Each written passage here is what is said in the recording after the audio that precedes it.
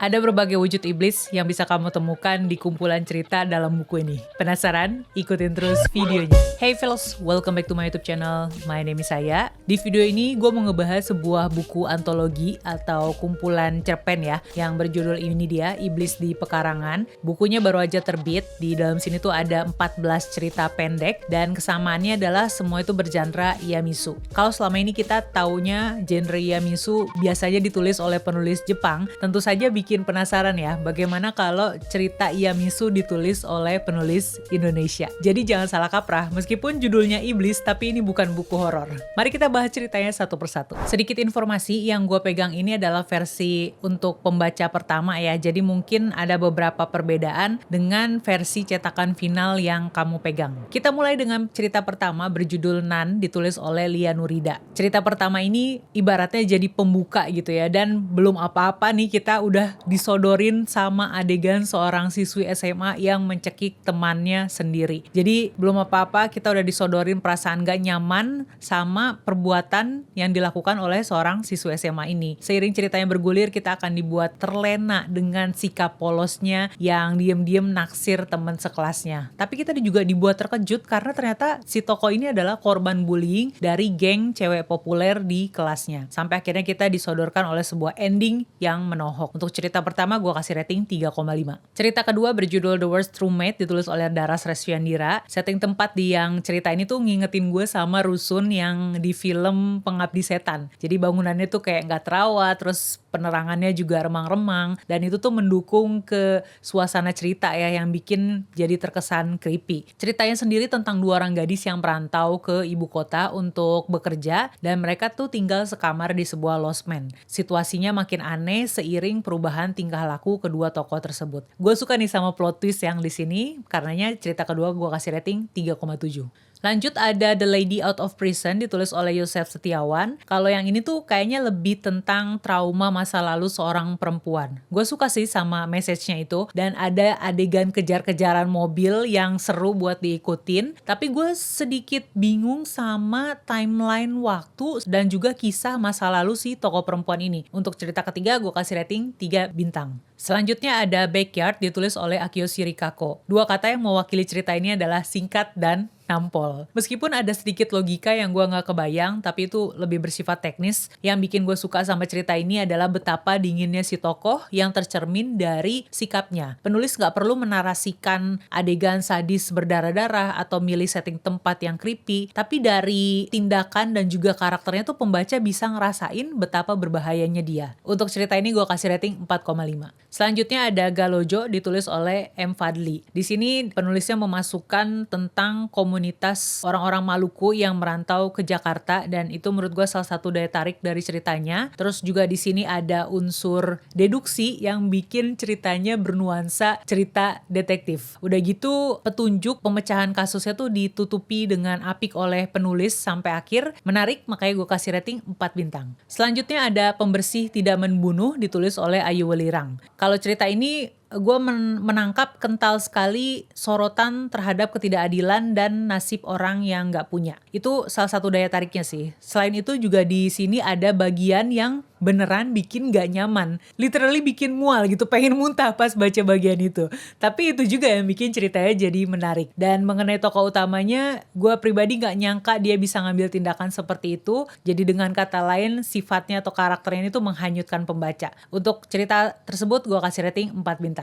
Cerita berikutnya berjudul Ambush yang ditulis oleh Fin R. Masih dengan ciri khas penulis yang senang memasukkan unsur kartel dan juga bandar narkoba ke dalam ceritanya. Nah, di sini juga sama. Tapi yang ini ceritanya bersetting di Indonesia. Sesuai dengan judulnya Ambush alias penyergapan, di sini akan ada adegan penyergapan yang membawa kita pembaca ke sebuah plot twist yang berbeda dari fakta yang kita dapat di bagian awal cerita. Menarik, gue kasih rating 3,5.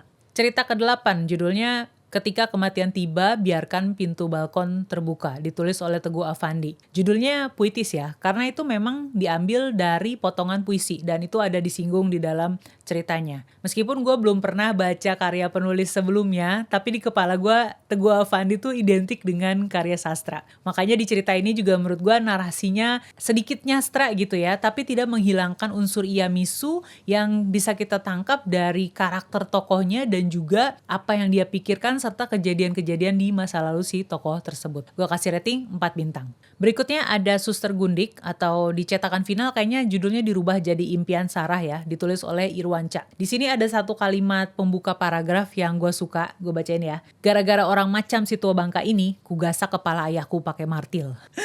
Dan karena bagus menurut gue, sebenarnya akan lebih menarik kalau itu dipakai jadi kalimat pembuka ceritanya. Tapi ya anyway, gue suka sama message di cerita yang ini dan temanya yang tentang revenge alias balas dendam. Karena gue kasih rating 4 bintang. Cerita ke-10 berjudul Zugzwang in Game, ditulis oleh Vi Asano. Di sini kita bakal ngikutin satu kejadian dari sudut pandang tokoh yang beda-beda gitu. Dan seiring kita ngikutin cerita atau kejadian itu dari sudut pandang tokoh-tokoh ini ya, nanti kita akan dituntun ke sebuah plot twist yang menarik gitu dan juga kebenaran dari ceritanya. Judulnya ini Zugzwang diambil dari istilah permainan catur dan itu juga yang diselipkan atau disisipkan penulis ke dalam ceritanya di mana si tokohnya bermain strategi untuk bisa memenangkan permainan. Menarik, gue kasih rating 3,8. Cerita ke-11 berjudul Rosmalia dan Para Bajingan, ditulis oleh Denkus. Di sini tuh ada adegan berantem yang cukup brutal ya, apalagi itu dilakukan sama tokoh utama perempuannya. Dan ini ngingetin gue sama film-film action dengan tokoh utama perempuan yang berantem melawan para bodyguard pria. Dan menurut gue,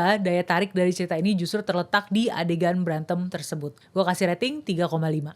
Lanjut ada Nyanyian Lintah, ditulis oleh Eva Sri Rahayu. Cerita di sini tuh menyoroti dunia pinjaman online gitu yang udah makan banyak korban jiwa karena nggak sanggup bayar. Di sini penulis ngasih lihat dua sisi ya, dari korban yang minjem duit sama dari karyawan perusahaan pinjol itu sendiri. Dari situlah perasaan nggak nyaman timbul karena penulis kasih lihat bahwa orang dari kedua sisi tersebut pada dasarnya sama-sama manusia yang juga punya perasaan dan punya keluarga yang menyayangi. Menarik, gue kasih rating 3,8. Berikutnya ada Metode Gelap, ditulis oleh Yudo Nugroho. Gue suka nih karena di sini tuh ada masukin tentang sindikat hitman gitu ya, pembunuh bayaran. Terus juga ada tentang persaingan kelompok politik. Terus ada juga pengusutan kasusnya. Hal-hal itu yang bikin menurut gue ceritanya jadi menarik. Gue kasih rating 3,8. Berikutnya ada 60 menit bersama Audi, ditulis oleh Dina Pandan. Ini tuh cerita tentang seorang wanita yang berusaha merebut anaknya yang diculik sama sepupunya. Ada adegan kejar-kejaran mobil yang cukup intens dan juga di tengah-tengah ada flashback ke masa lalu si tokoh wanita ini. Gue sempat mengira-ngira gitu ya mengenai plot twistnya dan ternyata bener. Untuk cerita ini gue kasih rating 3 bintang. Kalau ditotalin rating dari masing-masing cerita tadi ya, ada totalnya 52,1 terus dibagi 14 cerita ya, 14. Jadi rating akhirnya adalah 3,7 dari 5 bintang. Direkomendasikan, Iblis di Pekarangan ini direkomendasikan untuk kamu yang selama ini suka ngikutin cerita-cerita Iyamisu dari penulis Jepang. Cobain atau cicipilah rasa tidak enak dari genre Iyamisu yang ditulis oleh penulis Indonesia. Gue punya review novel genre Iyamisu lainnya ada di sini dan juga di sini kamu bisa klik. Tapi sebelumnya jangan lupa like video ini kalau kamu suka, subscribe juga ke channel ini dan kita ketemu di video yang ini dan yang ini. See ya!